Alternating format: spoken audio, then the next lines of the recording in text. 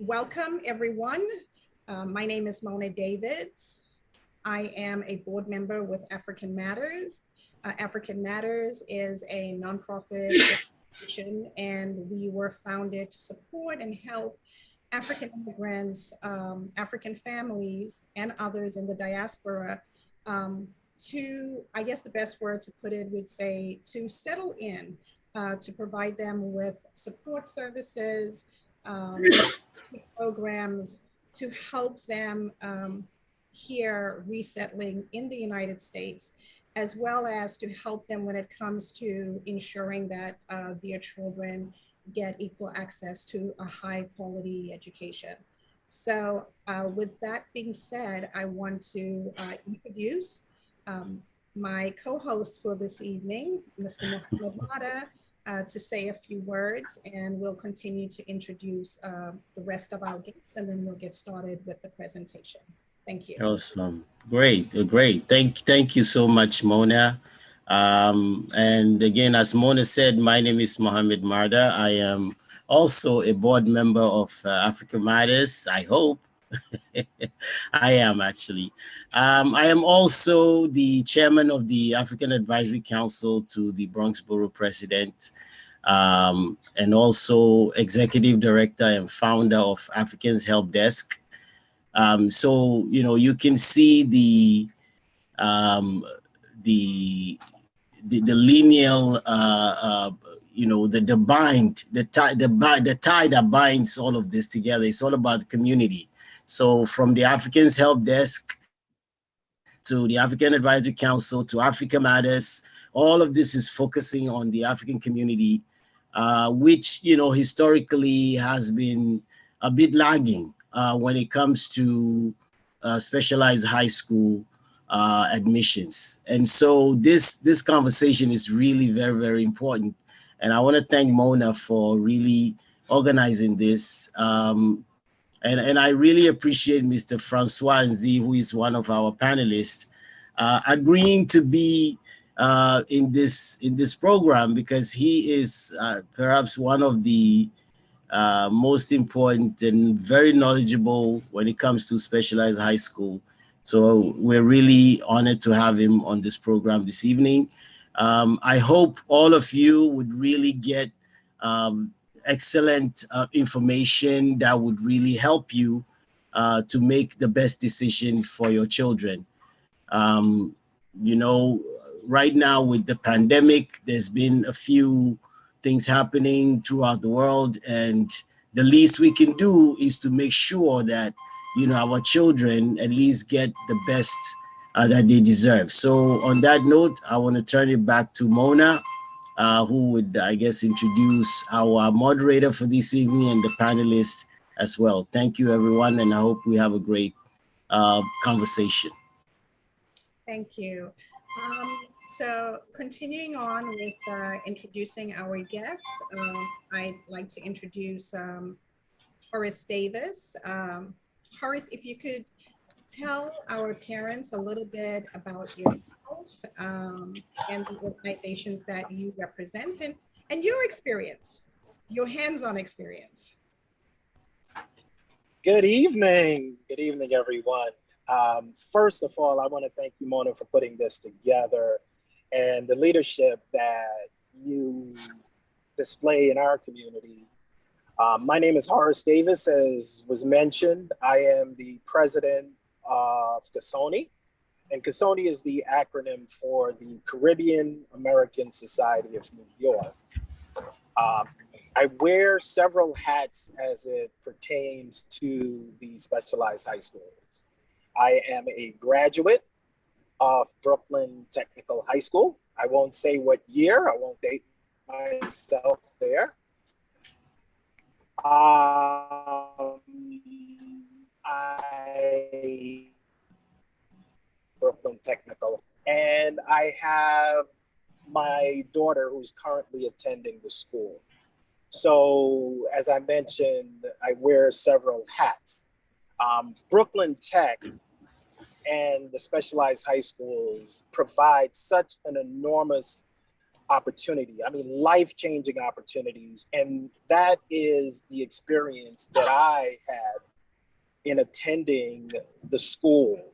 And many of my friends, whether they attended, at the time there was only 3 of these specialized high schools, Brooklyn Tech, Bronx High School of Science, and Stuyvesant. And because of what it's meant to me in my life, in my career, and in my success, I remain connected to the school. I've been a board member on the Alumni Foundation for over 20 years.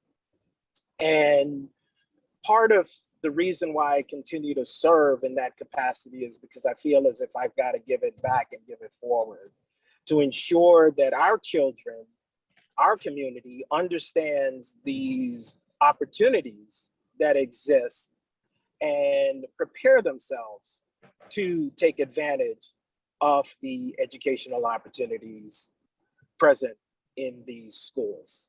And I'll end there and turn it back over to you, Mona, and look forward to the questions that parents may have or students may have to offer additional perspectives on the specialized high schools, the admission process, preparing, and so on. Thank you. Thank you. Thank you so very much, Horace. I think it's really important that, you know, parents meet other parents whose children attend specialized high schools, as well as alumni of specialized high schools, such as yourself. Our next guest is Francois Nzi. Francois, if you could please tell our parents a little bit about yourself, and then if you could please introduce the young lady, Ms. Diallo. Thank you again, Mona, for putting it together. This is very, very important for our community, and I think this is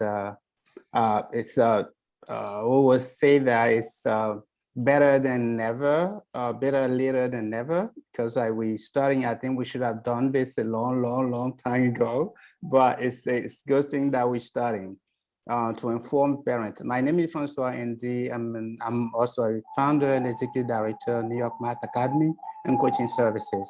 New York Math Academy and Coaching Services is a K-12 academic support program. We're based in Harlem, serve students of color, of African immigrant in majority in South Bronx and in Harlem community. We also, so from very early age, we try to prepare these young minds to be ready, successful people, because we know what their parents are going through. Hardworking parents, but they don't have time to like be with their kids. That's the first thing, and also help them with their school work and try to motivate them to do well in school.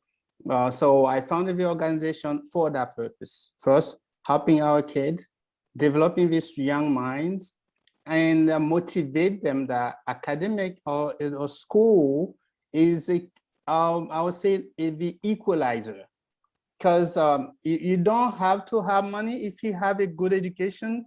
You may not be rich, but you're going to be stable. So that's our mindset.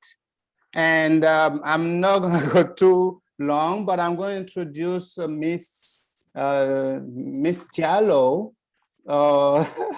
She's smiling. She's I call all the kids that come to my program. She started New York Math Academy when she was 3rd grade. Ule? Yeah, she came to us, and she's now attending Brooklyn Tech. And so I want to introduce her. She's going to share the experience at New York Math Academy and even currently at Brooklyn Tech. So take it, Ule. Hi, I'm Hule Diallo. I'm a junior at Brooklyn Tech, and I've been going to I went to NAMO since I was like 8 years old. Basically, I was struggling in math in 3rd grade, so my parents had found a tutor, and through Mission Francois, like I excelled a lot. I mostly struggled with multiplication, but like after like a short time, there was a huge improvement in my grades, and I continued to go. And I also did some SHSAT prep at Mymoena as well. And that's also a big place of where we were introduced to it, as my older brother went to Mymoena as well, and he also went to Brooklyn Tech. So it was just like a really good preparation skill.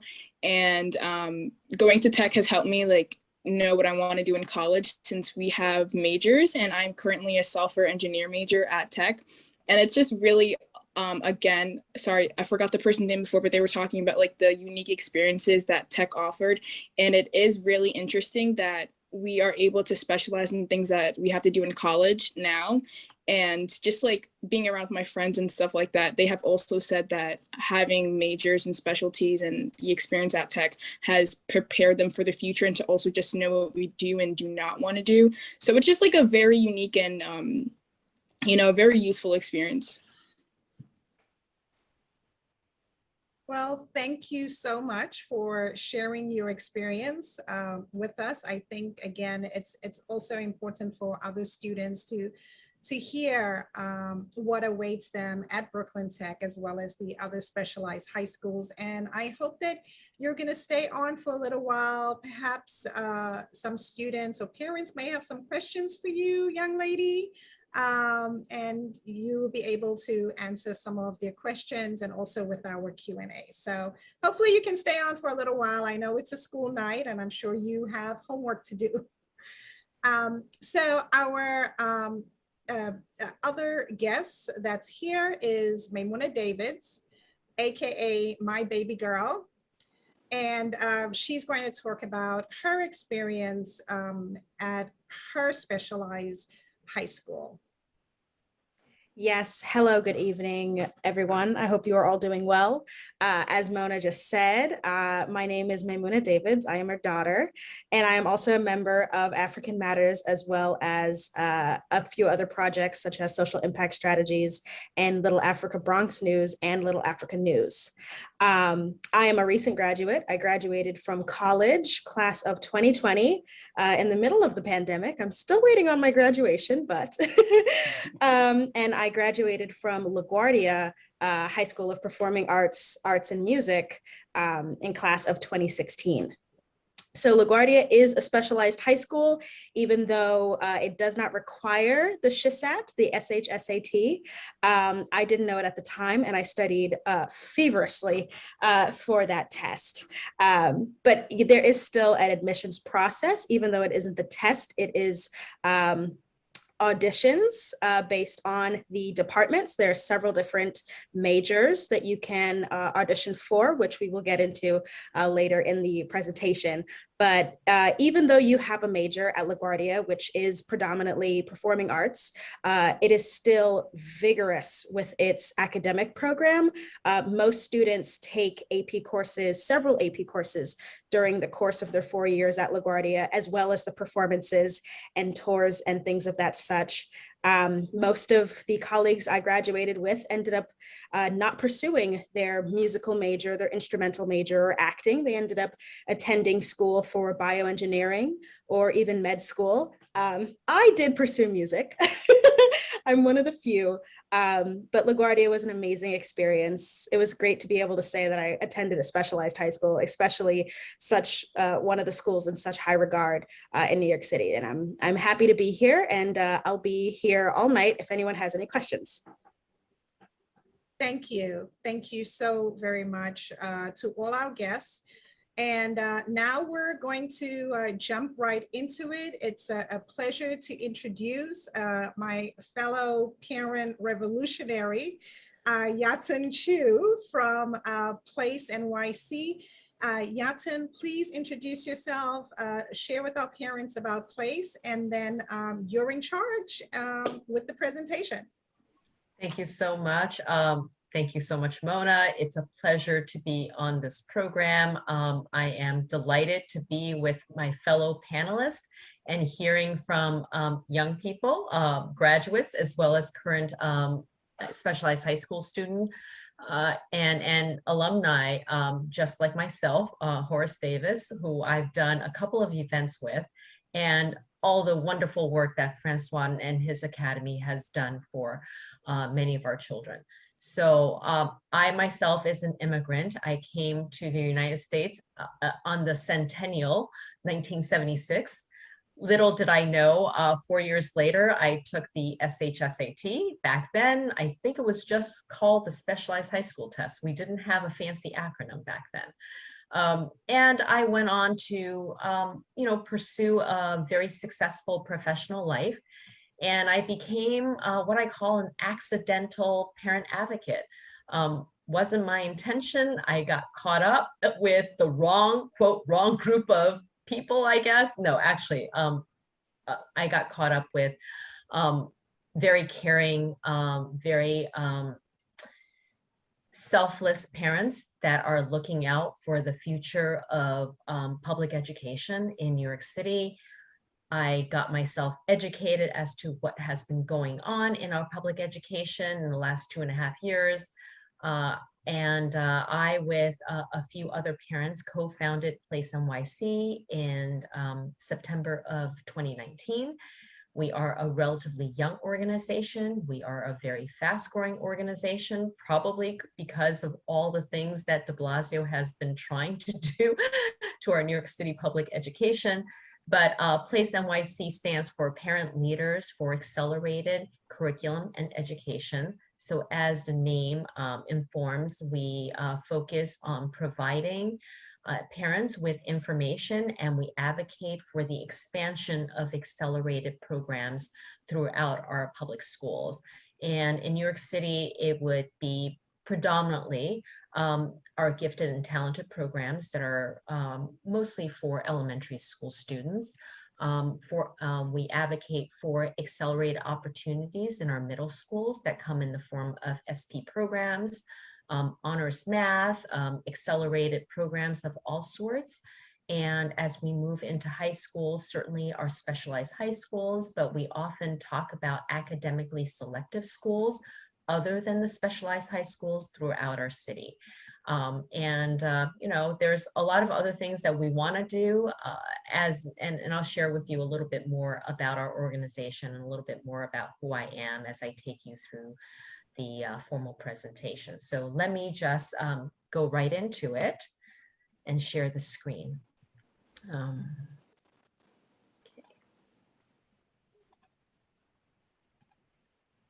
I hope everyone can see what is on my screen. Yes? Good, great. So I think I shared a little bit about me, but I'll tell you, I am a New York City public school parent. I have 2 children. One, similar to Mymoena, has graduated from New York City public schools, and the other one is in 5th grade. I myself is a product of New York City public schools. I started here at the very end of 3rd grade and all the way through through high school. I am a Bronx Science alumni. I am an education advocate, and I'm here to share everything I've learned and everything I know with my fellow panelists, as well as parents and students on this event. I am an 100% volunteer. I do not work for the New York City DOE, although I try to work with them to get as much information from them to help fellow parents and families. I am not paid by any business or any organization. I am co-president of Place NYC. We are a 100% volunteer parent-led education advocacy organization. So the agenda for tonight is I will talk to you about the high school application process, about the 2 paths, about the application and the offer, your general high school options, specifically the specialized high schools, and when to apply and what you can do now. So moving right along. The New York City public school high school application process is really, can be described as 2 paths. One is what we consider a required or a mandatory path, and that is the high school application. In New York City, we are fortunate that there are more than 400 high schools with over 700 programs that we can choose from. The high school application process that all 8th graders must participate in if you're staying in the public school system is you need to list your choice, your top 12 choices in the order of preference. And these choices are, I want to emphasize, they are choices of programs and not schools. Many high schools have multiple programs, and the list of 12 is a list of 12 programs that you will have to choose from. You will receive one offer from your list, and if it's not your number one choice, you will be placed on wait list for the schools that are higher than the offer that you received. What we will focus a little bit more on tonight is the specialized high school. This is an optional path that our 8th grade students can take. The specialized high schools consist of 9 schools, 8 of which are what we call testing schools. And 1, as mentioned by Mymoena, is an audition school. So the way it works is the testing schools requires parents and students to register to take the SHSAT. You take it and you will be provided with potentially one offer, and we'll talk about the scoring and how the offers work. The other is LaGuardia High School of Performing Arts, and I'll talk to you on the other slides, there are several different programs that you can audition for, and you may be offered an acceptance to one or more of the programs that you decide to audition for. So this is basically clarifying some of the things I shared already in the earlier slides. The mandatory high school application, you get to list up to 12 programs from the schools, and some of them will be the same schools. The optional path is to take the SHSAT and or audition for LaGuardia High School. You will receive an offer letter to possibly actually 3 paths, if you want to say, if you go on to audition for the school. You have to accept an offer, and for the non-specialized high school, you may be put on a waiting list. So where are the high schools? This is just geographically speaking where our high schools and where the specialized high schools are located. And for some students and for some family, it is important in terms of the proximity to the school and what the commute could be like depending on where you live. So in Manhattan, we have a lot of high schools, a lot of programs for the small real estate on the Manhattan Island. But we have 2 specialized high schools on Manhattan, 2 in the Bronx, 1 very small school, 1 very small specialized high school in Queens, and 1 on Staten Island, and 2 in Brooklyn. And these are the specialized high schools: Bronx High School of Science, Brooklyn Latin School, Brooklyn Technical High School, the High School for Mathematics, Science, and Engineering at City College of New York, that's in Manhattan, the High School of American Studies at Lehman College, that's in the Bronx, Queens High School for Sciences at York College, Staten Island Technical School, Stuyvesant High School, which is in Manhattan, and LaGuardia High School of Performing Arts. And what I've done is I've listed the 6 programs that you could audition for.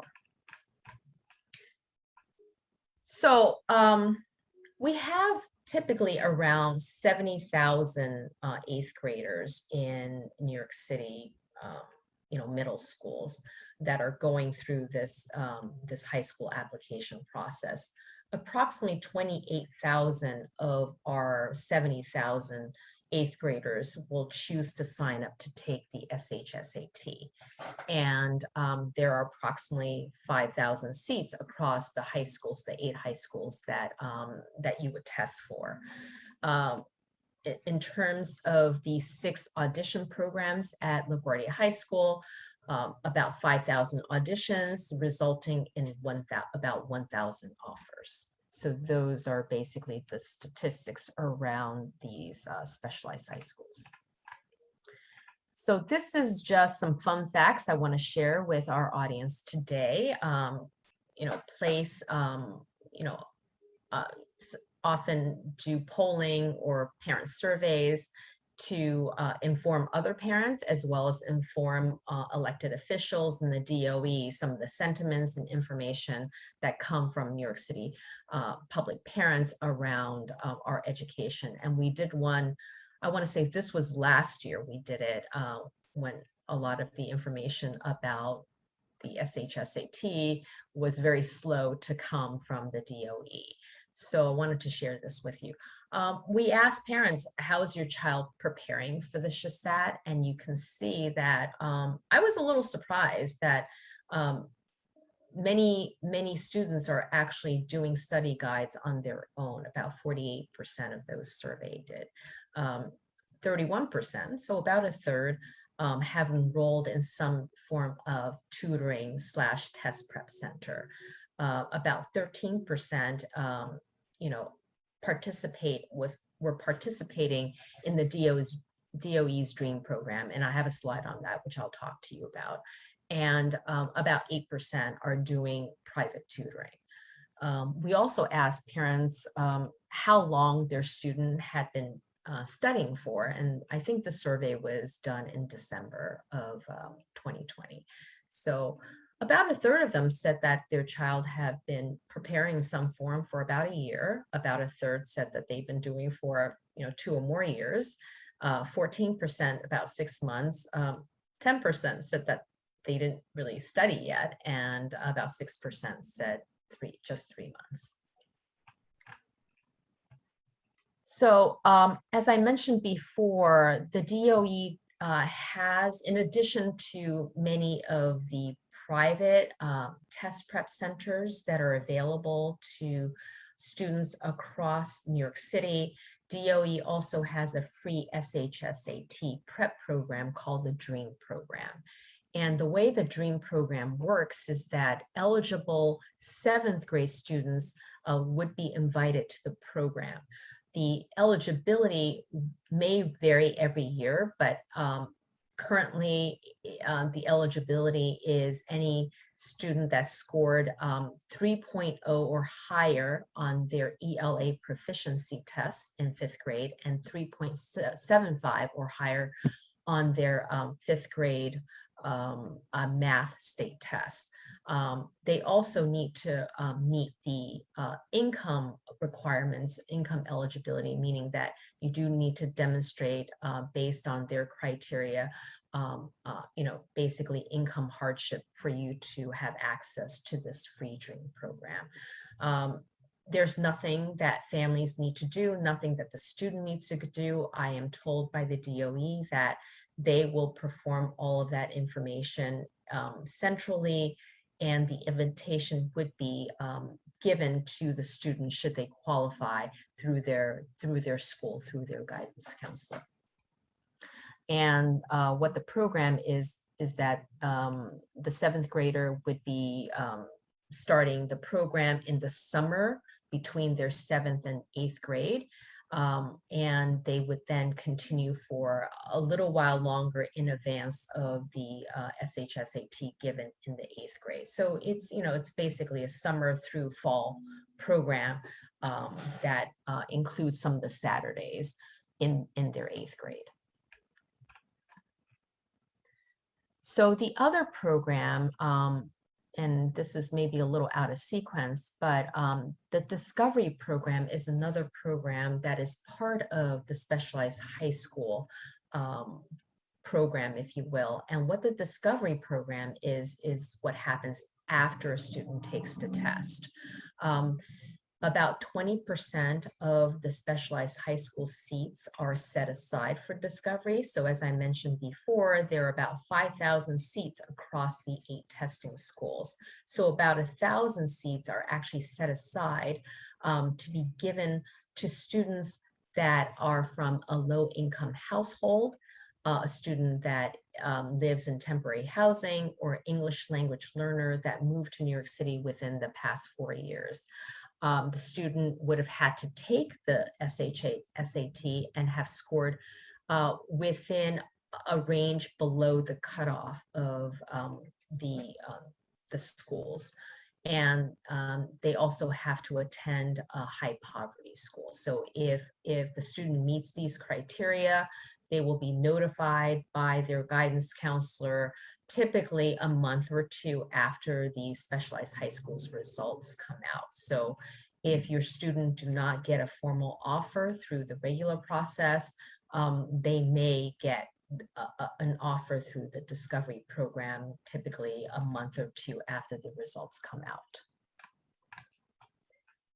So coming back to the current program, today is November 8th. I just want to get a sense of urgency for 8th graders and 8th grade families that are thinking of registering for the SHSAT. The deadline is next Monday, November 15th. You should have gotten information from your guidance counselor. If you have not, and you have not gotten any information on this, I would say tomorrow morning, please reach out to your guidance counselor and get going, because the deadline is November 15th.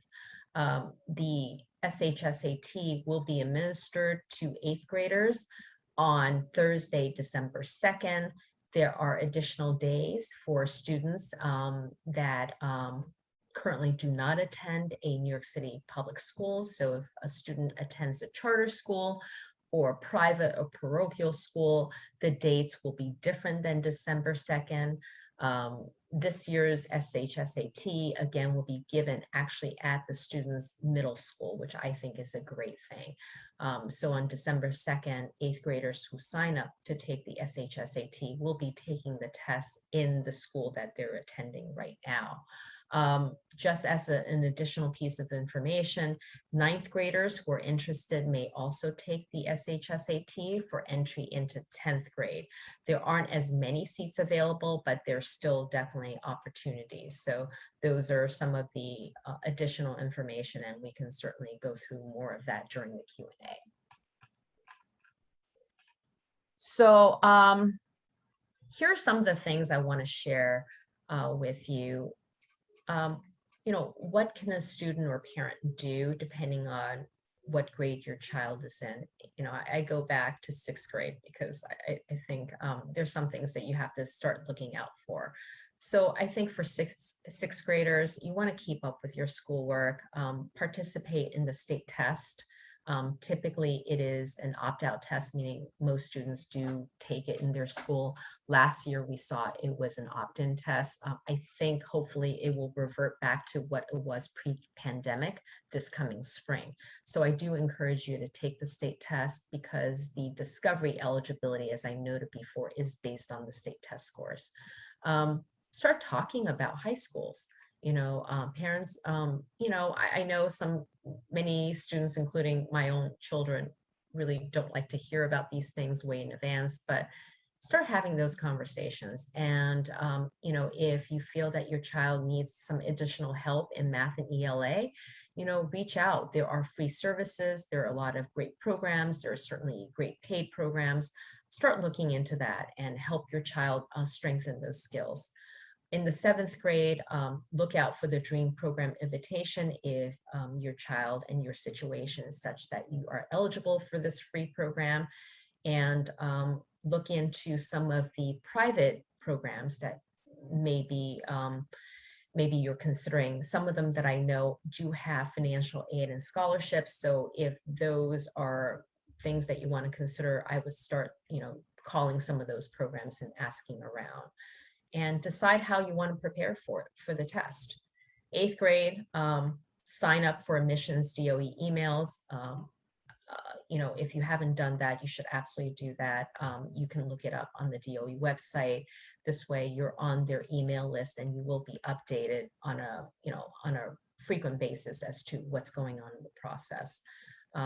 If you don't know who your guidance counselor is, you should, and make an appointment to talk with them, and make sure that they know that you're engaged in this process, and that they provide the best help at your school. Research the high schools, and of course, study for the SHSAT. just a little note that ninth graders can also have the opportunities to take the SHSAT. So that is the end of my formal presentation, and I just want to stop sharing now and leave some time for questions from our audience. Mona, I'll turn it over to you. Thank you. Thank you so much, Yiatin, for that great presentation. We have some questions, and what I'm going to do is for our parents that are on here, if you have questions, please raise your hand. But also I see some questions here already. So we'll start with the first question from Bizona Bado. And Bizona, what I will do is I will put you on so that you can ask your question. So let's get you up here. Let's see.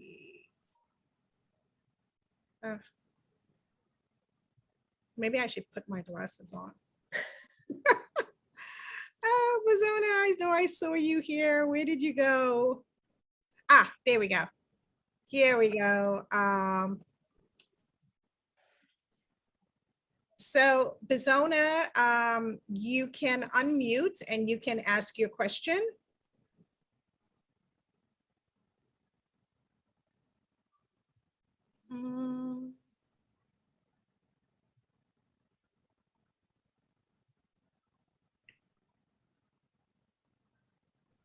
Okay, Bizona, are you there?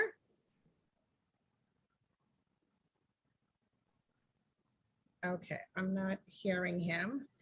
So, oh, there we go. Okay.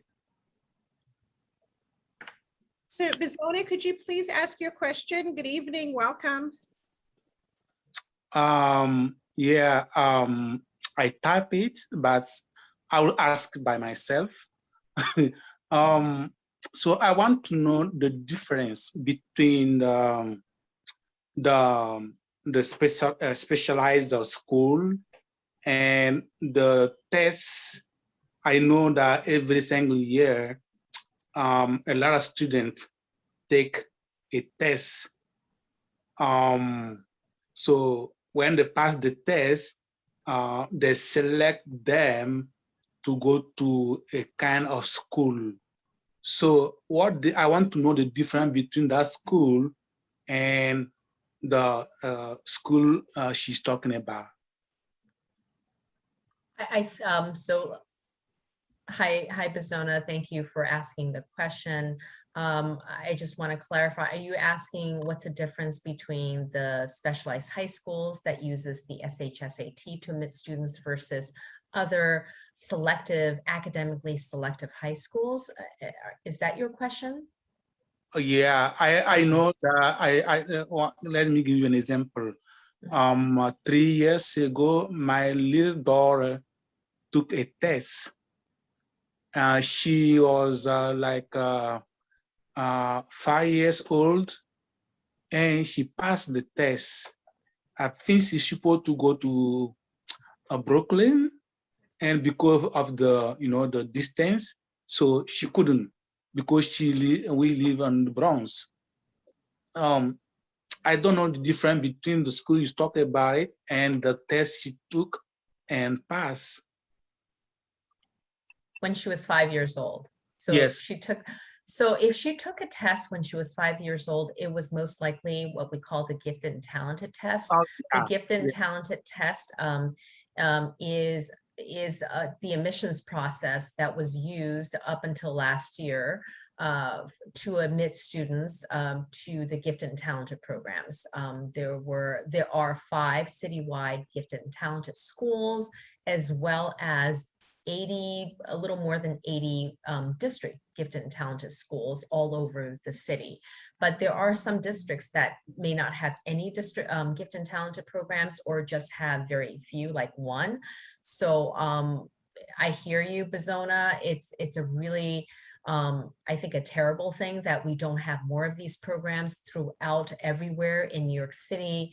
And I would say the Bronx is definitely a borough that is lacking gifted and talented programs. I know the borough president, Ruben Diaz, has been a pretty vocal advocate to build more of these programs in the Bronx, but I'm not sure that, you know, anything's been done. So the test that you're referring to is for the gifted and talented program for elementary school. The SHSAT is strictly for high schools, for the specialized high schools. Okay, thank you. Yeah, and I must say, Bizona, it's really great that your daughter got into a GNT program. But as Yiatin says, they're changing the program, but we really need GNT in every single school, in every single district, so that all children have access to that accelerated programs. So Yiatin, we have some questions. Let's see, one question, I don't know if you can see in the Q&A, you can answer the questions live. And also, you know, Horace, if you see any questions there, and I don't know where Francois is, let's put him up, but we can, so you did somewhat answer that. I see a question on what's a good score. Every year it changes a little bit. There's definitely forums where parents crowdsource this information. I know Ty Abrams, which runs Admissions Squad, which is a SHSAT prep center. She does a really great job looking at that crowdsource information to break out kind of where the acceptance is. I'm happy to explain kind of how the tests are scored and basically how the offer process works, because a lot of parents don't really understand what exactly goes on. I don't want to complicate it too much, but in the most simplistic way, if we have 28,000 students taking the SHSAT, they are scoring probably, I think the scores go up to like 600, and Horace, please jump in if you know. I want to say 620 or so is probably on the very high end, and then it goes to 400 or even lower.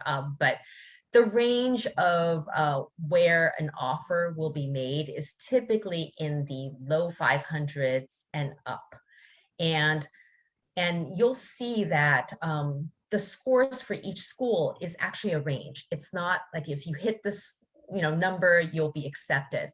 And a lot of that has to do with the way that the offers are made. So if you can imagine a stack of scores from 28,000 students, the higher scored one will be at the very top, and they have the 5,000 seats. And what they do is they'll take, you know, student number one, and that student scored, you know, 550, and the number one choice is Brooklyn Tech, and Brooklyn Tech has, you know, I don't know, 2,500, I don't know how many seats. Say, sounds good, here you go, you get your top choice. It just continues to go down. The second student will have, you know, let's say 600, and their first choice is the Queens High School and York College, because that's where they live, and they live in Queens, and they rank the York College specialized high school as their number one. They will then be put in that seat. They basically go down the list. So the higher you score, the better chance you have at getting your top school. And this process basically goes through until the seats are filled at each of these high schools. And therefore, there is a range of scores. So, you know, I can generally say a good score, as I said before, but it also depends on the preference and the demand of the seats for these schools. And every year it'll change a little bit, but I would say historically speaking, Stuyvesant High School has probably been, I would say, the most selective. It's a combination of many people putting it as number one, as well as the number of seats. I didn't even know this until recently, but Brooklyn Tech is not just the largest high school out of the SHSAT school. It's the largest high school in New York City, and it's also the largest high school in the entire United States. So Brooklyn Tech has many more seats than the other specialized high schools. So it is able to provide, if you will, a bigger range of SHSAT schools where they can give those, they have many more seats. So that's a very brief explanation of that, of how really things are scored and how offers are made. So we also have a question. I know you answered it, but perhaps they missed it. The deadline to sign up for the SHSAT is November 15th. Which is next week, Monday. Yes. Okay, so we could say done for that. No, yes, it's only for high school. Can answer that question. Can you talk about ranking the specialized high schools before taking the SHSAT? Yes, the ranking needs to be done at the time of the application. So families that are already in the My School system where they're registering, they have 8 spots.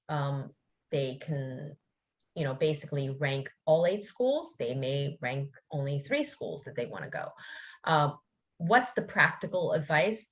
You should rank the school that you want to go to the most, your favorite one, as your number one. And your number one may be decided by a lot of different things. It could be the commute times. The 8 are distributed throughout the city, and depending on where you live, how long you want to spend commuting both to and from school, including, many students do participate in after-school extracurricular. So, think about, what that life is going to be like for you for 4 years. Certainly, there are schools that are more math and science focused, and there are a couple of schools that are more humanities focused. So depending on your child and what they want to pursue, you should, look into those programs. And I would say for some kids, it's also, what the schools offer in terms of extracurricular, whether there's varsity sports that may be important to them, or certain clubs. Some students do better in a smaller school environment, and some like having a bbig school, variety of things that can be offered. So those should all be your consideration. It could be that you've heard your sibling, your sibling went to a certain school, your cousin went to a certain school. But I would say rank it based on your true preference. And as I said before, do the very best you can do, because that's how you have the best odds of getting your number one choice. So we if I could just add to that, I think Yiatin really nailed it on the head. You want to do your research and understand what the schools have to offer. And when you make the decision, I'm going to speak to parents a little bit here. It is not necessarily your opportunity to relive your high school career. You want to speak with your students, and you want to understand what their career goals are, and try your best to align them to the schools and what the schools have to offer. And I absolutely agree with Yiatin. You're going to take into consideration several things like travel. If you're living in Far Rockaway, to travel to Bronx High School of Science and spend 4 hours each day back and forth may be a little bit challenging. So you want to do that. The question was about selecting the 8 high schools and the choices. My advice is that, you want to rank the schools, but you should select all 8 schools. It does not hurt to place your selection for each of these schools, because if, for example, you only put 3 schools down, and you find out later on that your score was high enough to have gotten you into one of the options that you did not choose, you do not have the opportunity to go back and say, well, I scored high enough for this, and I'd like to get into this school. it's just too late. So place the schools in the ranking so that as you've worked to perform, you have the best opportunity at getting a offer for one of these schools. As Yiatin said, you've got 28,000 students that are taking the test. And the way it is, it's the top 5,000 seats, and that's including the offers and the discovery program, which is about 20%, that will receive offers. And, it is, just important, I think, to understand that when it comes to ranking the schools and what the school has to offer.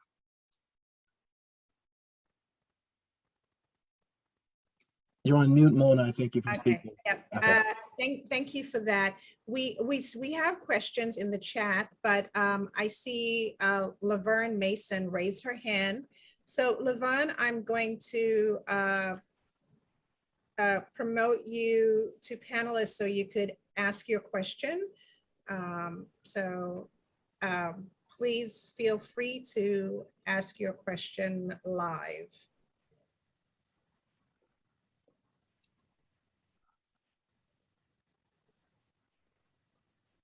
Okay. There you are. Thank you. You're Can you welcome. hear me? Okay. My question was about test preparation, and I was wondering if Yiatin could explain a little bit more that chart that she showed earlier.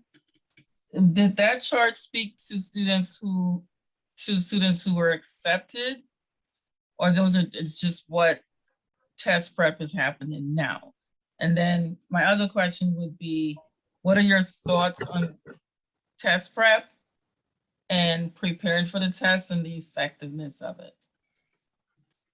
Sure. Thank you, Laverne, for asking the question. I'm not sure which chart you're referring to. Are you saying the 28,000 and the 5,000 offers? There was a chart of how students are preparing, where. Oh yes. The different ways that it was a survey that we did in our advocacy group, asking parents, how their kids are preparing, and whether they're using study guides. Basically, these are books that they could borrow from the library or purchase on Amazon. These are basically booklets of practice tests that their child would do on their own, or whether or not they're doing a private tutoring, whether they're taking part of the DOE's Free Dream program. So that was just survey results. And I was just sharing it, just, if you're curious. People are always curious, how are people preparing for it? But in terms of your second question, how helpful is it to have? I think preparation is really important. Preparation in life is important. Preparation for auditions are really important. I think parents and students should look at taking the SHSAT as something that they need to be well prepared for. And I'm sure Francois will have some more to say about that, as well as other parents. But I would say there are many different ways, and I think you have to assess where your child is and what they need. There are students that are doing really, really well and may need very little. And I would say that at the minimum, they absolutely should go through a few practice tests and get a feel of the timing, what needs to be done, even if they have no issue with the material, okay? It's a time test, 90 minutes, to go through, I think, 114 questions, but Francois, you can correct me. And kids who take it for the first time or practice, they are surprised how fast that time goes. So preparing for it just by taking a few and knowing how to moderate your time is going to be important. That's at the minimum. Certainly, I would encourage you to seek some study guides. That's the next step up. And, there are programs of, there's some that are free, some that are very reasonably priced, and there's certainly, very expensive private tutors on the high end. And I do think that they help. It depends on your student. It depends on your budget. It depends on what's available around you. but for some students, they're very independent, and a book is all they need. For many students, they need kind of the discipline, if you will, to devote the time. And that may include going to a study center that will provide that environment to get them, through the preparation. So I'll stop there and I'll let other people, maybe give some advice. So if I would chime in on that, I believe that, you cannot beat preparation for this test. And this test is a test of stamina. It is a 3-hour test for the specialized high schools. 100 questions, and you have 3 hours. And so if your student has never sat for a 3-hour test where it's timed, and this is the first time that they're sitting for a test like this, it will not be to their advantage. So I think that preparing, if you go to the DOE website, they have, typically they put out a book each year.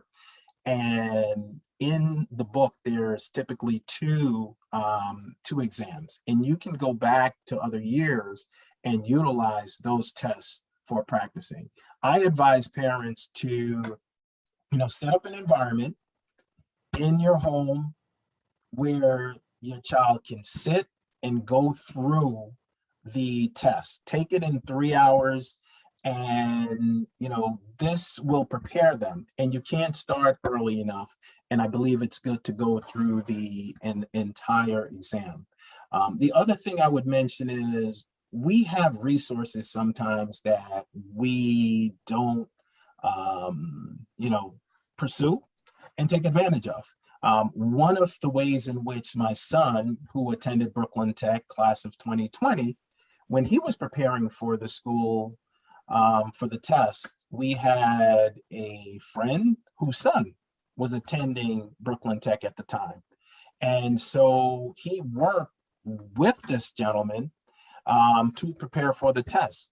There are folks in our community, you have family members, you have potentially, others who may be in your church and some organization that have taken the test and are more than happy to help your students in preparing.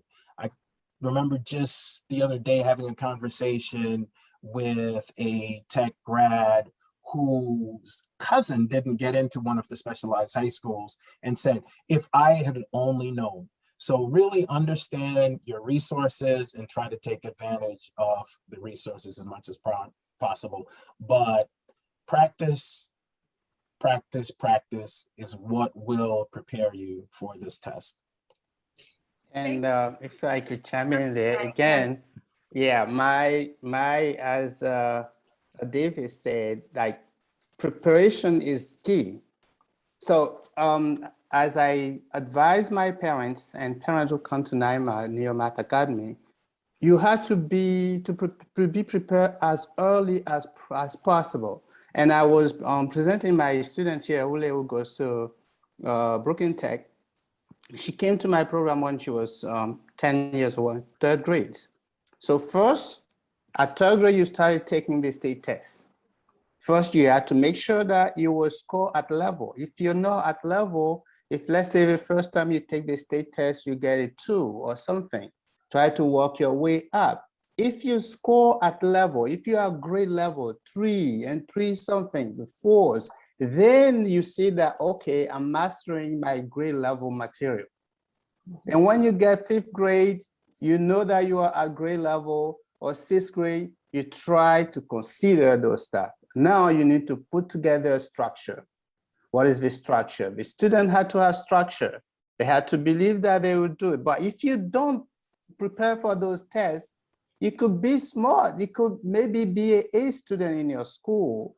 But if you are not prepared for the stamina of 3-hour tests, it might not do. Because you don't know how to pace yourself, you're not familiar with the test material. I'm currently working with some students in Riverdale. the students, even now before this session here, she knows the material, but she never faced the type of questions that are in the material. So she could see and she said, no, I don't know how to do this. But when you start working with her, she knows the stuff, but she never seen that type of question before. So that's why preparation is the key, and you can't really do it if you don't prepare for it. Maybe Ule could talk a little bit about preparing too. Yeah. So I just want to say one other thing real quick about the preparing for the test. When you're taking the test, you have a choice as to what section of the test you're going to attack first. So in preparing and taking the test, you understand where your strengths are and where your areas for development are. And prior to taking the test, you want to work on your strengths, and you also want to work on the areas where you need development. But that will help you in developing a strategy when you're going to take the test, right? Do I want to start off with the math, or do I want to start off with the ELA?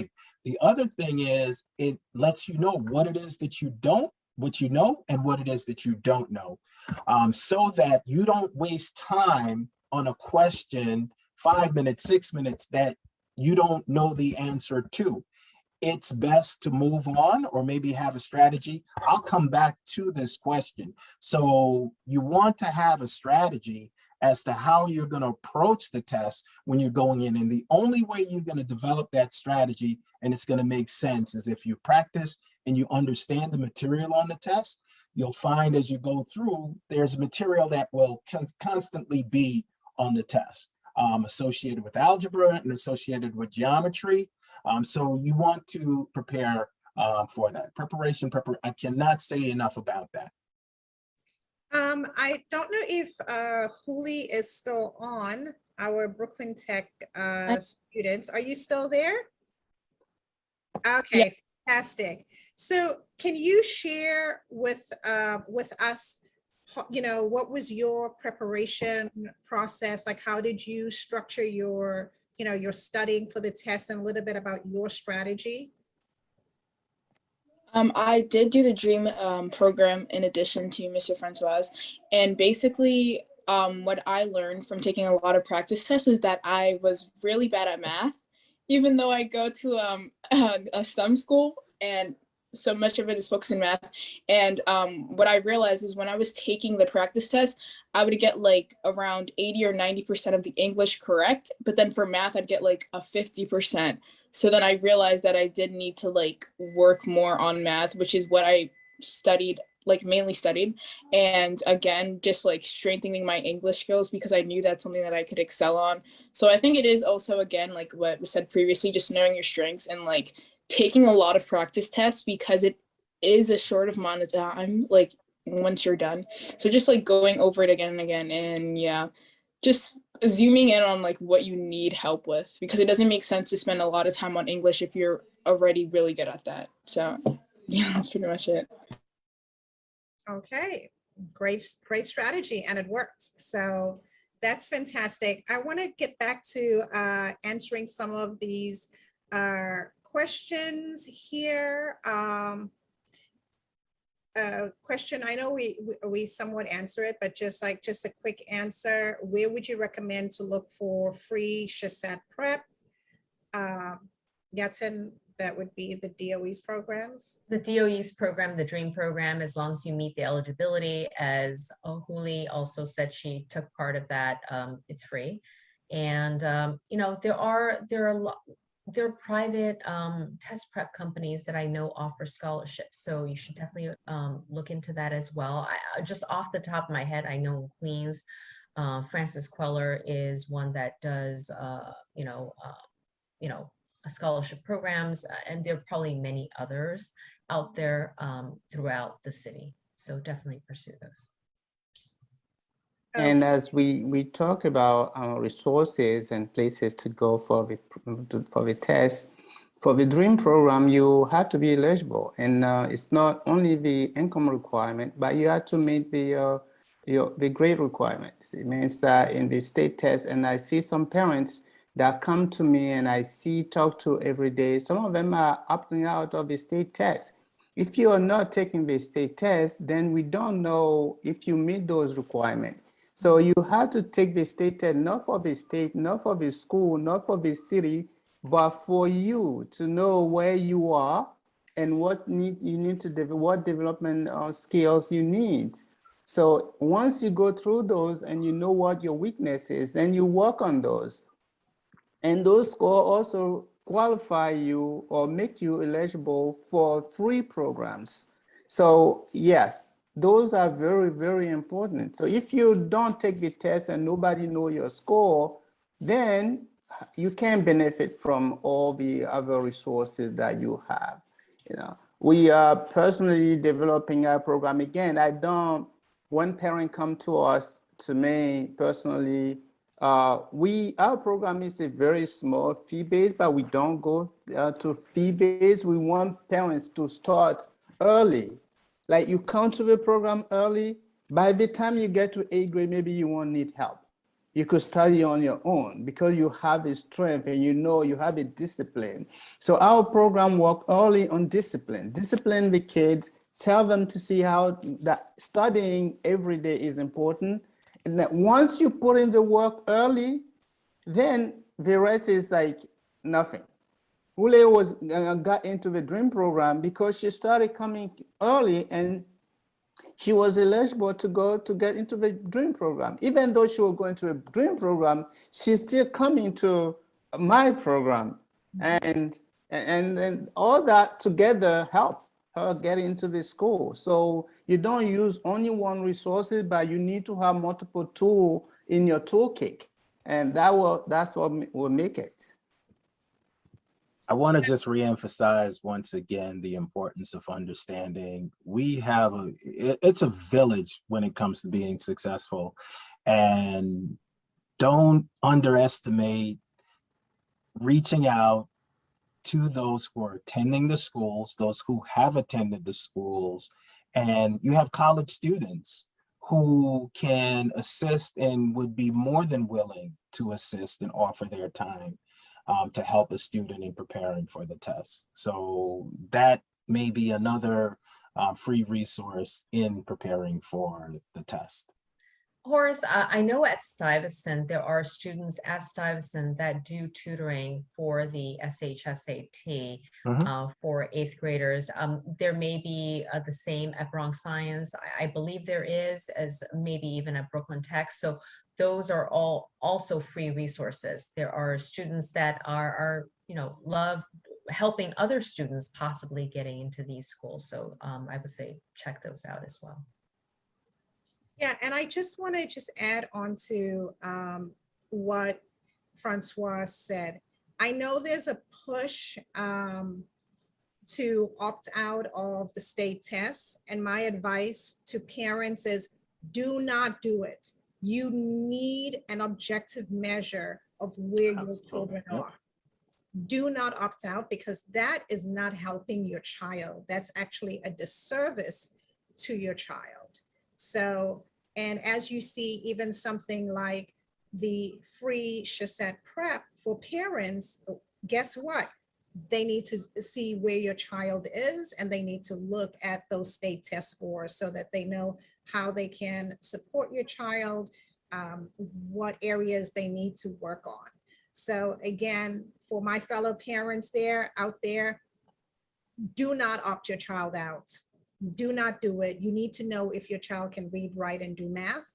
And that test is the only way for you to know for certain objectively that your child is proficient. Okay. I want to continue on with the questions. Here's another question, and we're going to answer all the questions in the chat. We have about 5. Yeah, I see there's a question there for you, Francois, as well. Here's a question. I would like my son to try testing for the specialized high schools, Bronx High School of Science, Brooklyn Tech, Stuyvesant, but I'm worried that he won't do well in such large schools social emotionally. How do I search for academically rigorous schools, but of a smaller size? So who wants to take that one up? I'd say I yes. think I could take I could take a I shot. think we all know, but go ahead. Right. Yeah, I think there are some smaller specialized high school, like the one at City College is pretty small. It's a good one. If you it's in a city, it's easy to reach to. It's not like the one in here, Queens. I live in Queens. The one at Queens College is pretty. I mean, your college is pretty small. It's a good school, but if you live somewhere where the travel is hard for you, then there are some smaller schools that are still very good and in the specialized high school pool. Brooklyn Tech is certainly the biggest or the largest one, but other schools like the one at City College, the one here at York College, and other schools are pretty small. Brooklyn So Latin as well as yeah, Brooklyn all Latin of the actually also. all of the 5 newer ones are on the smaller side. Right, including- even at Staten Island, but again, we take Staten Island another state, but sometimes people leave. Yeah, don't want to. But Staten Island school is also a pretty small size and in a good school. Can I speak to that from a Brooklyn Tech perspective? So here's the situation. We're talking about the largest school in the entire country. And Hewley will attest to this, and I think she mentioned it earlier. I mean, there's over 6,000 students there, but the way the curriculum is structured, it's structured in the way a college is structured to some extent. In the first 2 years, you take your basic courses in math, science, all those basic courses you take. In your sophomore year, you select the major. And there is, I believe, 18 different majors at Brooklyn Tech. And so in your junior and senior year, you, after selecting your major, that population then dwindles. And those are the students that you will be taking classes with for the most part as you go through your junior and senior years. So in essence, it's as if you have 18 smaller schools within the school. For example, I was an electrical engineering major while I was at Brooklyn Tech. And so in my junior year and senior year, I had a group of students and we focused on that area. We took a lot of the courses that we had to take together, and it's the same thing, whether it's aeronautics or whatever the major is. So that's something you should understand about the school. And even though it's a large school, once you get into, your major, things dwindle down. The other thing is, in many of these schools, there's so many different clubs. I believe there's probably 35 to 40 different clubs at the school. And when you join these clubs, it's again a population that you grow with, and it nurtures your social, emotional growth. There's, you have the Key Club, which is the youth group associated with Kiwanis. And you have NSBE, the National Society of Black Engineers, that are in the school. You can take advantage of all of these things. So I'm going to say, don't be scared by the size of the school. If it has what you want to offer, prepare for it, go there. There is opportunities for social, emotional growth. And if not, and if you need to speak to someone, you can reach out to me, CASONY, and we'll provide some advice and counsel. I think Hewley wants to say something. Yeah, just to add on, we also do have prefects, and it's basically like your advisory. So I remember in my freshman year, they actually structure it in a way where you have at least like 3 classes with the same group of people, also your advisory. So you don't have to worry about like not having a like certain group, because you're going to be around the same people a lot, even before you even go in your major. So it's like very easy to, have a community, even though it is such a big school, because you specifically put you in a smaller community, like because of this. Okay, great. And I see here in the chat as well, Dr. Watson also recommends the specialized high school at City College for math, science, and engineering, and she recommends that. She says it's a small school and they have strong social emotional systems to support students. So, you know, add that to the list. Just continuing on with the questions, are the specialized high schools only doing virtual school tours? I believe so.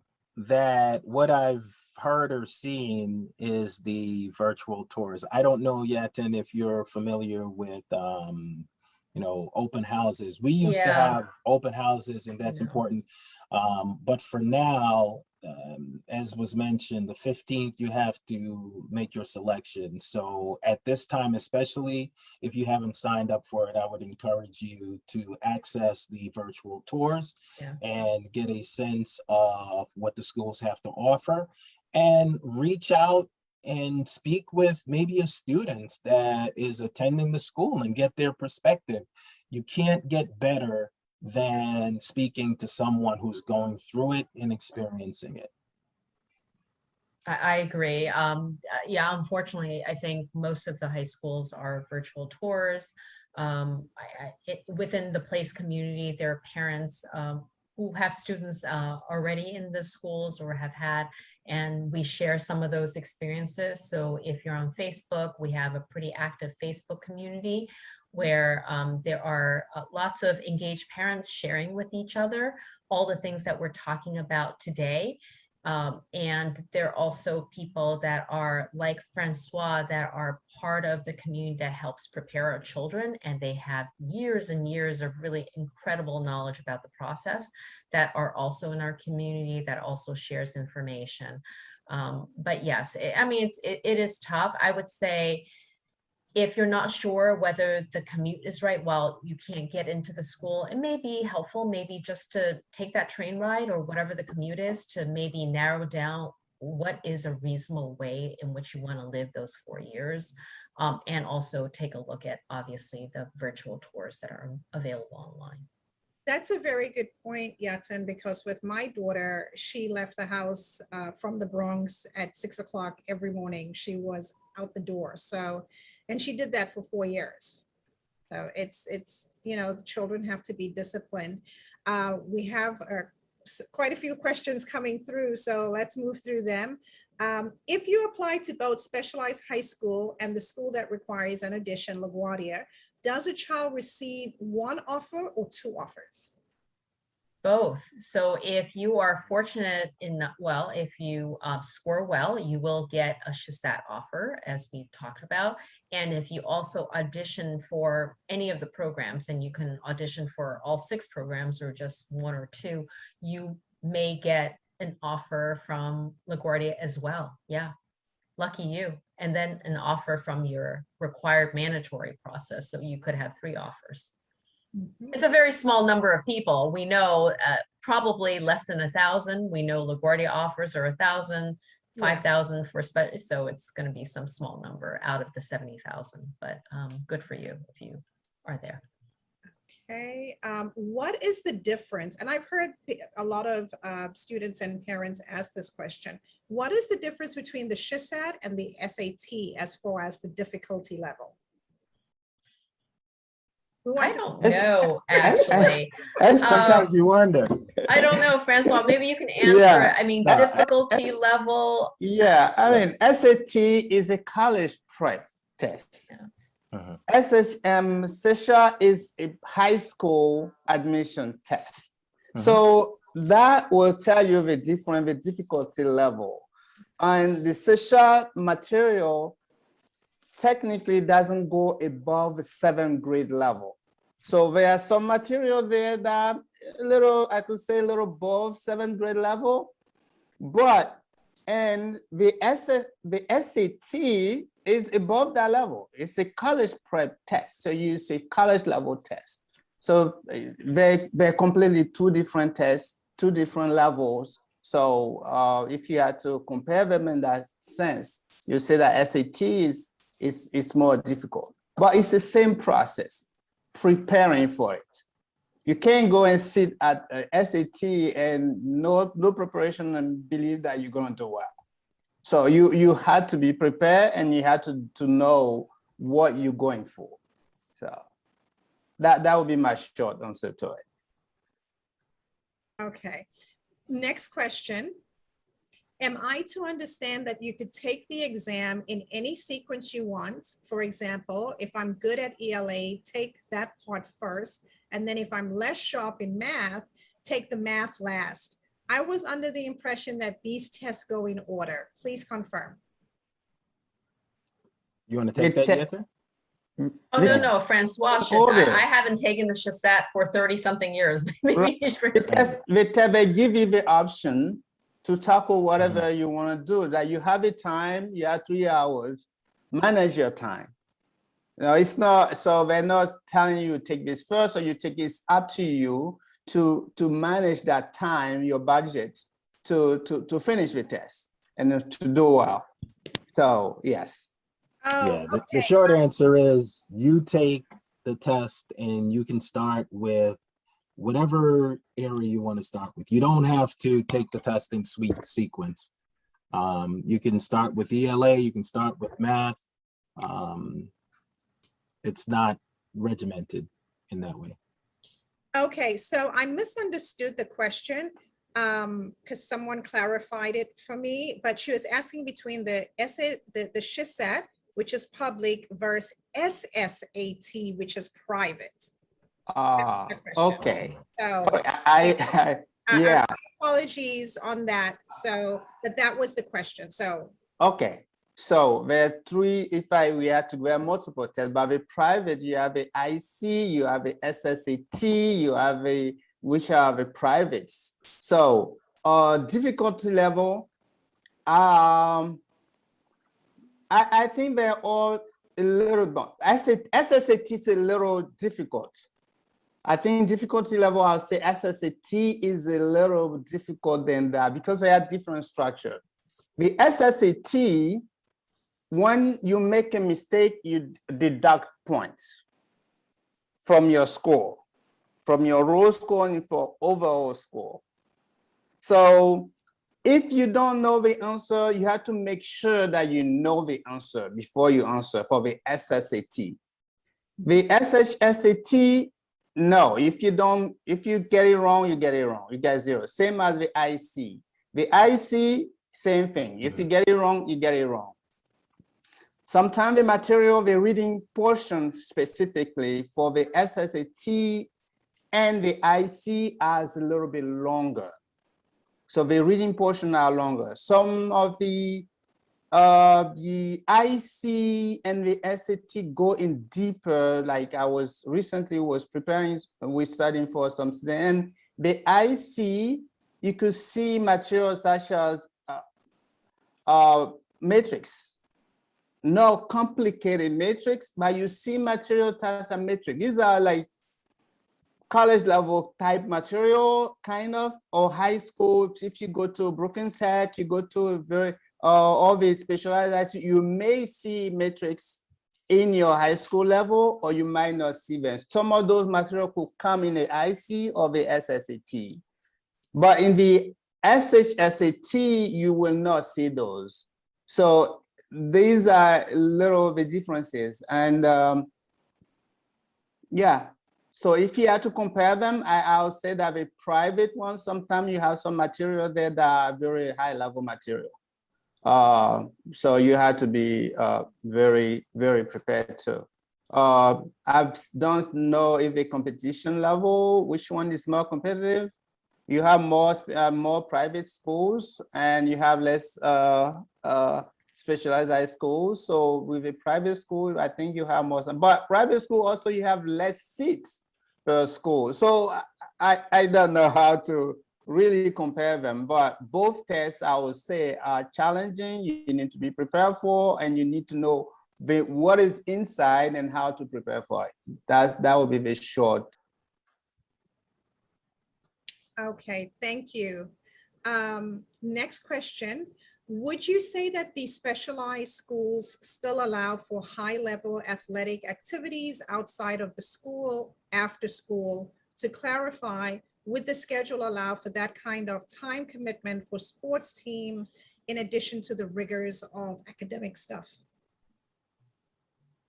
I can Short try to answer is answer yes. a little bit, and Horace, you have your experience with your child. My daughter, my older one, did participate in varsity sports. It does take discipline. You do have a pretty heavy homework load. And if it's your, her season, well, it was all throughout the year, but it was a spring season sport. So after, she would get home around like 7:30 and, and have a quick dinner and on to, homework. So there is, and I think it's a lot about time management. Anything, whether it's sports, and some sports also happen on the weekends, right? Some of the competitions are weekend competitions. The one she did was mostly during the weekday, is when their meets are and so forth. But when she's in season, it's tough. I have to say, there are nights in which she is up until 1 because she can't start her homework until like 8:30, basically. And depends on your commute. We live relatively close to her high school. It wasn't, but you sometimes have meets in another borough with a school bus. Those are kind of part of what it is. So if your child is going to be committed and wants to do that, that's another layer of consideration for how much you want to put into that. So Horace, I'll let you talk about maybe what your child had to deal with. Well, I'll talk about my child. I'll also talk about myself. I started out my first 2 years at Brooklyn Tech. I was on the baseball team. My junior and senior year, I was on the varsity football team, and I received a scholarship, football scholarship, to attend Lafayette College. My son, while he was attending, he played all 4 years on the varsity tennis team. And the bottom line is, it's about commitment and to some extent sacrifice. And you're thinking about, the future and preparing yourself for college and what's to come after, and even in life. It's not going to be just academics. And so you may need to make some sacrifices. But I think one of the great things about these schools is they offer options. And the options doesn't necessarily have to be sports options. You have other options in clubs and things that you want to get involved with. When it comes to academics, and colleges are looking at your applications, you have a lot of students who will score quite well on the SAT and have very high, cumulative averages.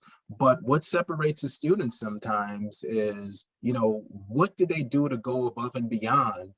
And what do they contribute to their schools? Because I'm accepting someone into my college or my university, and I want them to be impactful. I want them to do something, and I can get great students, but I think it goes, really beyond that. You've got, and I can speak specifically to Brooklyn Tech. I believe we have just about maybe just about every PSAL sport. Of course, it's a large school, and students participate. So whether it's fencing, table tennis, football, basketball, so you have the options and you can explore them all.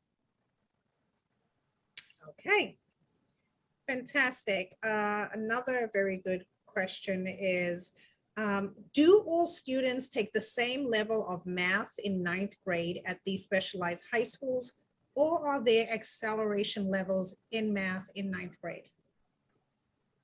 It's different. Maybe, yeah.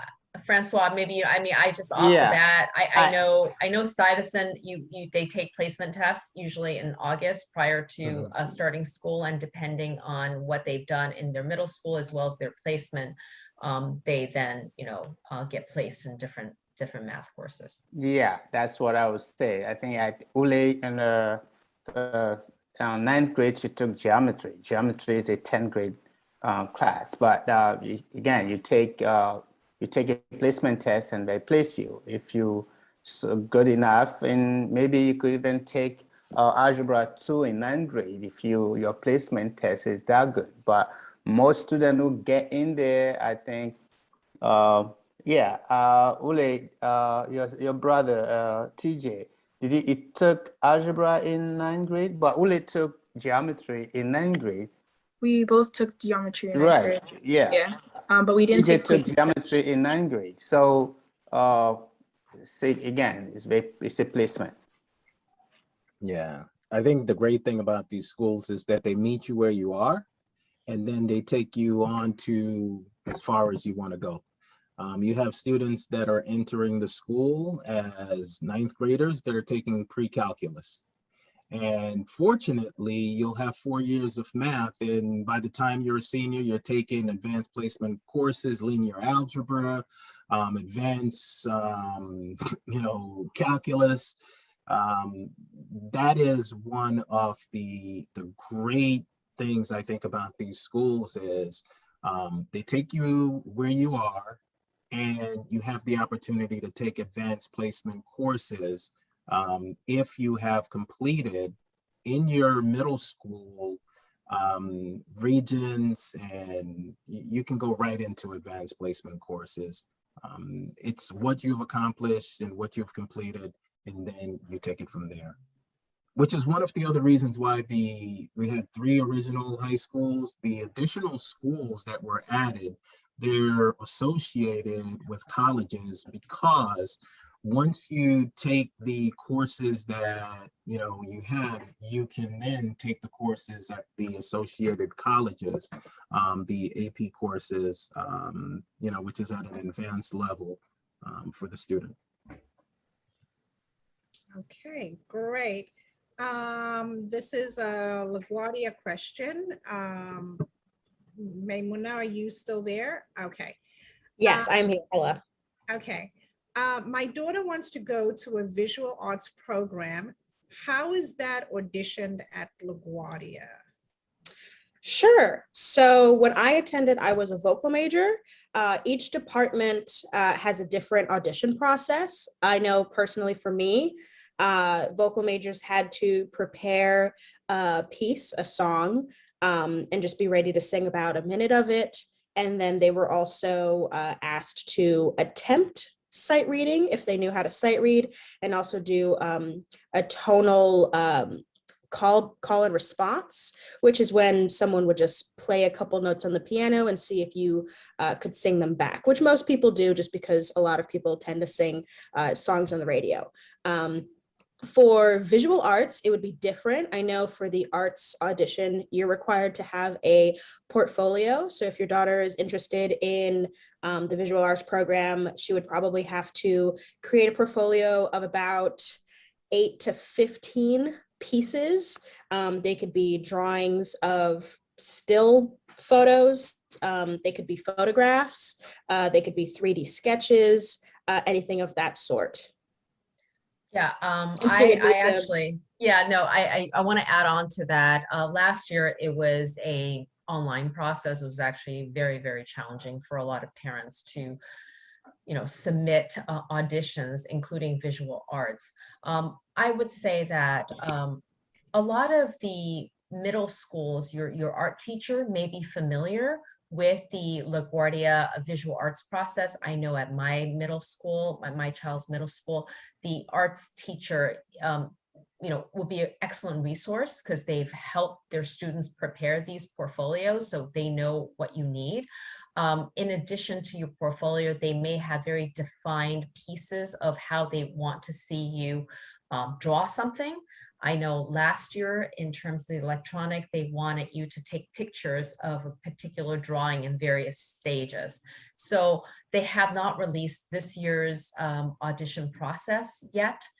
So if you're interested in LaGuardia, be sure to sign up with the DOE for the high school admissions update emails, and look out for that information when that is released. But each of those programs will have a different defined audition process. And for visual arts, definitely includes a portfolio. So talk to your arts teacher in your middle school. Okay, and we're just going to continue with our final 3 questions. Next question is it possible for someone who gets very high scores in math and just average in English to get a seat offer? Yes. Yes. I say that, and it's been somewhat of a critique for those of us who kind of read a lot of, what goes on in the SHSAT. The way that the test is scored is such that, a student that is, does very well in math actually can end up with a score that is not, if you will, equal. There's a research paper on this, but the short answer is yes. And I think it's somewhat on purpose because, especially for the STEM focused schools, they are looking for kids that can do really, really well, for instance, in math, but may not be all that strong in English. And, that's kind of how the test works. So yes, if your child is exceptional in one, it is very possible to score well enough to get a spot. Okay, and we actually have a question from one of our Zoom attendees. Tiffany, I'm going to put you on so that you could ask your question. You could do it on camera, or you could just, do it by audio. But Tiffany has a very good question, and I don't know the answer. So, Tiffany, are you there?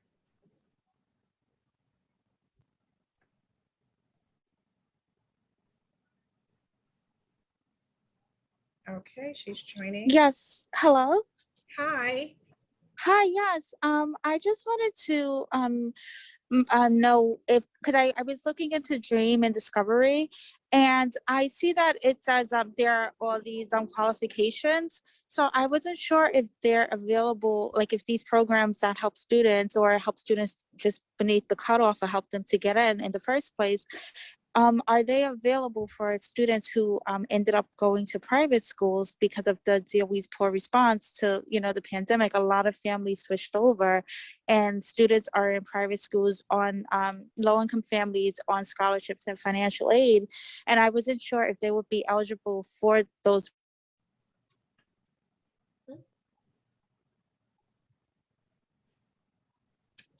Tiffany, you got muted. Oh, I'm sorry. I was just wondering if there were any programs that were, similar to those like Dream and Discovery for that population of students who ended up going to private school during the pandemic because of the DOE's poor response. A lot of students, switched over, and this is the population I worked with. So I just wanted to have information for them and just figure out what, they can possibly do to increase their chances. I'll take a stab at it, and I would like to follow up with the DOE. My understanding is that these are, so there's two things. There's a DREAM program, and then there's the Discovery program. The DREAM program, in addition to state tests, you do have to meet those income eligibility. I believe it's for public schools, but I will definitely follow up with DOE and check that for you. In terms of the Discovery program, over the years, it has been modified. So it's not even the child's family situation. The school that they attend was a newer type of eligibility. So I would say that that is likely, the answer is no, if you are currently in a private school, unless I could be wrong, but I'm not sure I know any private schools where their entire school is considered a low income or high economic needs school. If that's the case, you do not make that new eligibility requirement for Discovery. But in terms of DREAM, I can follow up and ask for you. That's an interesting question that I've never heard before. But most, I think the DOE assumed that these are mostly public school students already. But I have a contact. I can certainly reach out and confirm that for you. Thank you. Okay, and our Next question is, how might you say attending these specialized high schools prepared you for life? What was one key benefit and perhaps some things you wish were different? So our alumni. Horace, you want to go first? I can go first. It prepared me for life, and I'll try to be real quick on this, but I attended Lafayette College. My major was mechanical engineering. In the first 2 weeks, you had to meet with your advisor. And when I met with my advisor told me that I could not play Division I football and major in mechanical engineering. And that shocked me. And fortunately, I had the confidence coming from a school like Brooklyn Tech, playing football there and performing at a very high level academically. I didn't listen to him. 4 years later, I graduated from Lafayette College with a mechanical engineering degree. I played 4 years of varsity football. I was in the NFL draft. And so what I say to the students is really, that's how it's prepared me. And that's a message to not let others determine what your capabilities are. If I had to say, what would I change? Wow, I don't know that I have a good answer for that. The experience that I had there, coming out of the environment that I was in and what it's done for me, is just, that's why I continue to give back and participate in programs like this, because I think it's important to give it forward. I'm where I am today because of the education that I received in the public school system of New York, and specifically in addition to Brooklyn Technical High School. I am here as well because I got a lot out of Bronx High School of Science, and I want to pay it forward to all the families that are looking at this opportunity. I was a good student. I wasn't an exceptional student at Bronx High School of Science, but I made lifelong friends. So the friends that I met at Science are still my lifelong friends today. So it has impacted my life. I would say that I think the grit in some ways, as they refer to them, and Mona mentioned the commute, and for many of the students that attend specialized high schools, go through a certain level of dedication and discipline just by virtue of having to commute to the school. It was a 3-hour round trip. It was an hour and a half each way for me. And throughout the journey every day, sometimes you have friends hanging out with you, but I think you navigate, you become street smart. I think you look at the world in a different perspective, because you do meet such a wide range of students from across the city, versus I think, my siblings went to more local schools. I think the overall experience of being in a citywide school, and one that for many students require that type of dedication in terms of you want to really be there, changes how you pursue your next step in life, in college as well as in your career. So what would I change? I like Horace, I liked what it was, and I think you will hear this from alums, and there's a very, very strong alum network. And I think part of it is we all took the same test. We all kind of had the same experience. You knew that you were there because you all kind of shared that one thing. So yeah, it was great. I don't think I would have changed anything. Fantastic. And our final question, does the specialized high schools provide transportation, especially to other boroughs, or do you have to transport on your own? there is no transportation provided by the DOE. You get a Metro card, just like any other high school. So that is included, but there are private transportation options, buses that are available in certain parts of the city, taking you to different schools. So there is definitely a network of transportation services. They are private. You know, I don't know the cost offhand, but I'm sure I can get it if you're interested. But it's really the buses and subways that is your go-to. There's no school bus beyond 7th grade, period. It's not even about specialized high schools. So I just want to put it out there. The DOE does not provide transportation or the yellow buses beyond, I think, 6th grade. I think 6th grade is the last grade they provide school buses with, you know, some of the eligibility requirements. So, you know, it's a New York City public school. So the one other thing I would add to that, and my children have taken advantage of it, is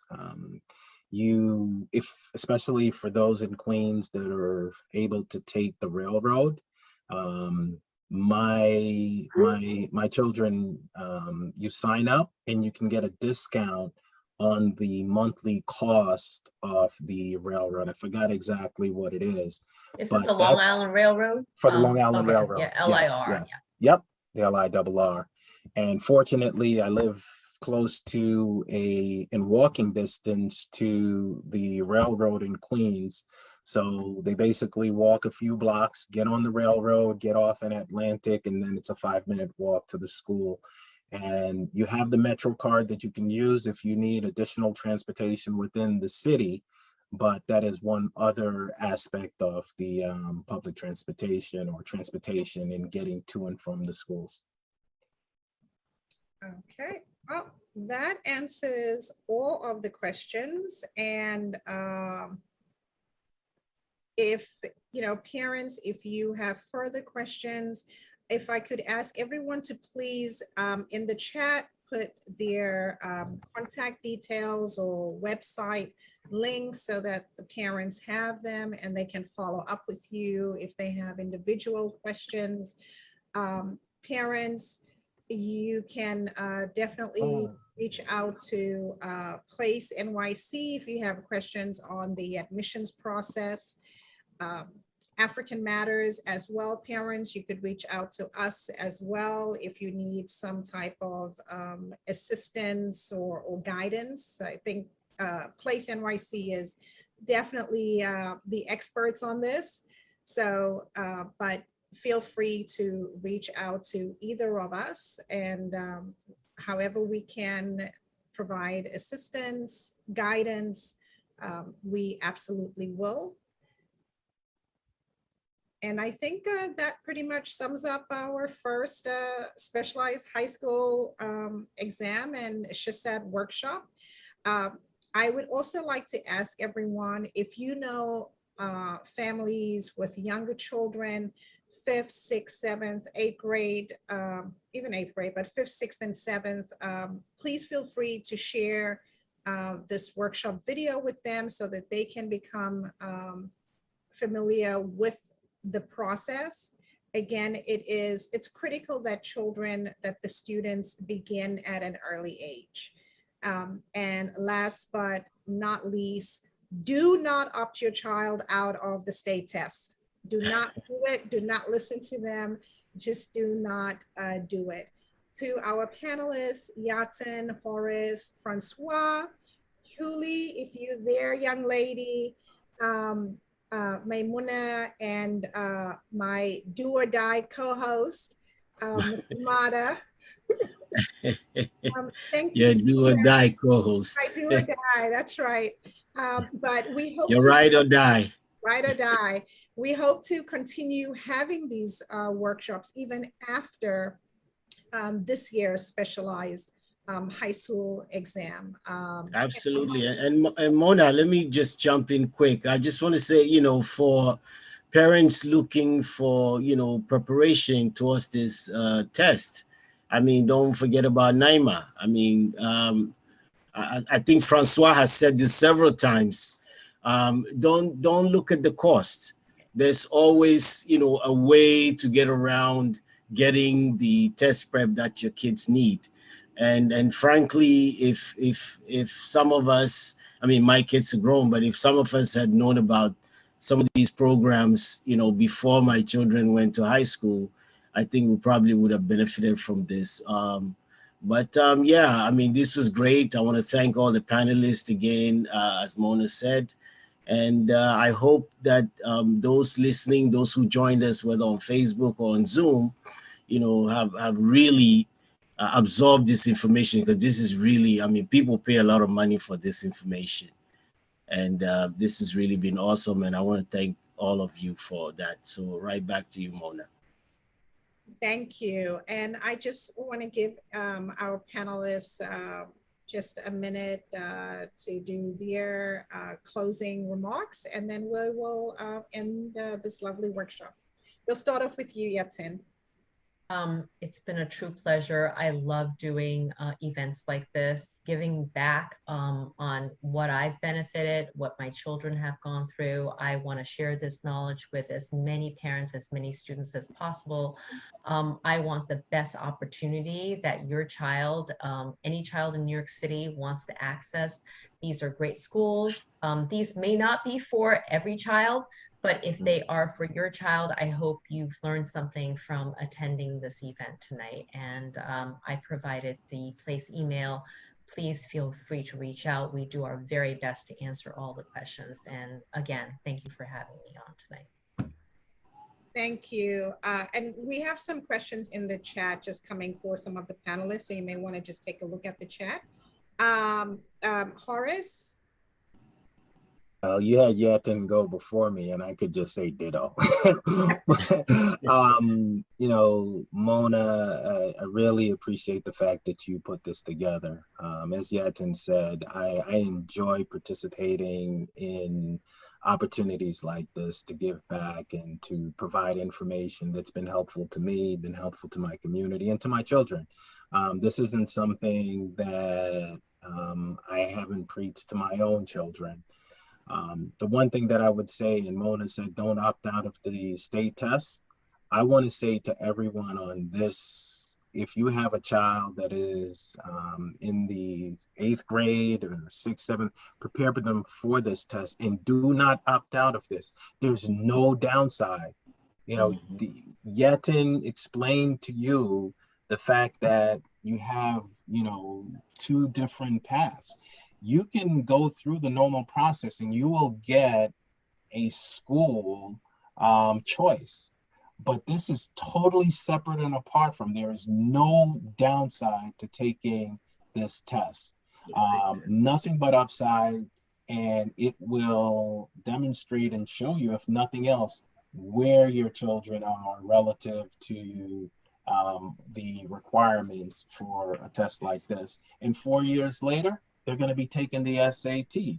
So it's preparation for, you know, the rigors of high school and the dedication necessary to be successful. So that would be my closing remarks. Take the test. Francois? Thank you again, Mona, Mardah, Horace, Yiatin, everyone here on the panel for having me. This is a true, again, for people who know me, this is me in my blood, because I in my open remark, I said that education is the equalizer. See, so you may not be rich, but you're gonna be stable if you have a good education. I'm preaching again to tell parents, tackle this early on. So you don't need to wait till your child is in 7th grade or 8th grade to start. First, before you could make the decision, your child had to consistently submit some requirement. You need to see where your child stands. Take the state test. Don't listen to these people who think that state test is not good. There are a group of people also try to suppress the test at all. I think that's a wrong message. because of us, people of color, some people believe that we can't get in the school, so we had to get away with the test. Right. I don't believe in that. I personally believe that the test is the most equitable way to select, because when they're selecting, they don't look at, when you're taking the test or when they're grading the test, they don't look at your name, they don't see your color, right? It's after they grade the test, they see everything else. So there's no gender, no color, nothing on your paper. So maybe some people don't agree with me, but again, that's what I believe. And I urge you, please take this seriously, help your child on an early age, establish the discipline, and put in the work. And we could get into the school. Example, Ule got into the school. His brother got into the school. Multiple other kids that I know that came to my program got into the school.